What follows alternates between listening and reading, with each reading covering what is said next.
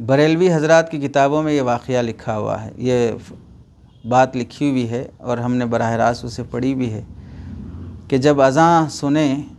تو اذان سنتے ہی کیا کہنا چاہیے۔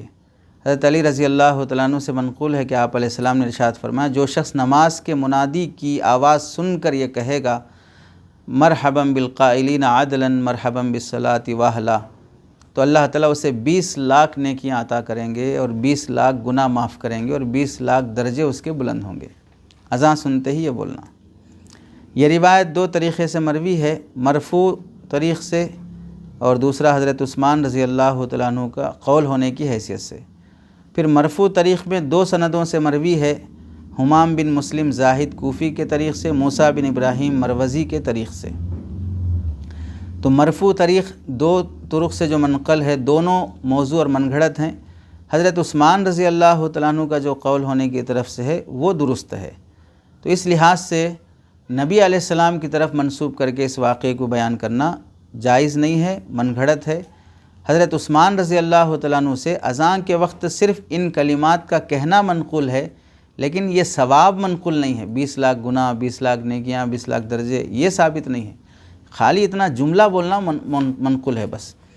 تو اس لحاظ سے حافظ ابن حجر عسقلانی نے مرفوع روایت کے سلسلے میں بھی کلام کیا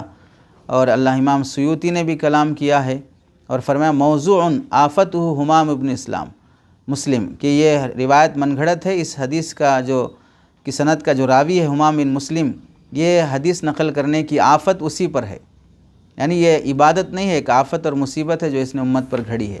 علامہ پٹنی نے تذکرۃ الموضوعات میں، علامہ شوکانی نے الفوائد المجموعہ میں اسے من گھڑت کہا ہے، ملا علی قاری نے المصنوع میں اور الاسرار المرفوعہ میں اسے بے اصل کہا ہے، علامہ قاؤقوجی نے اللؤلؤ المرصوع میں اسے من گھڑت قرار دیا ہے۔ تو اس لحاظ سے یہ موضوع بات ہے، اتنا ثواب جو اس میں منقول ہے، اسے اذان سنتے ہی اتنا بولنے پر نبی علیہ السلام کی طرف منسوب کر کے بیان کرنا درست نہیں ہے۔ البتہ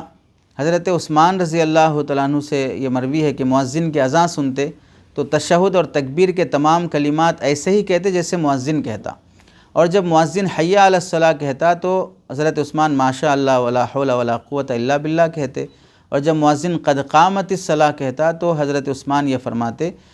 مرحبا بالقائلین عدلا وبالصلاۃ مرحبا واہلا، یہ فرماتے۔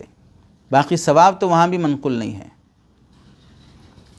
تو اس لحاظ سے یہ کہہ سکتے ہیں کہ حضرت عثمان رضی اللہ تعالیٰ عنہ اذان کے حی علی الصلاۃ حی علی الفلاح پر، یہ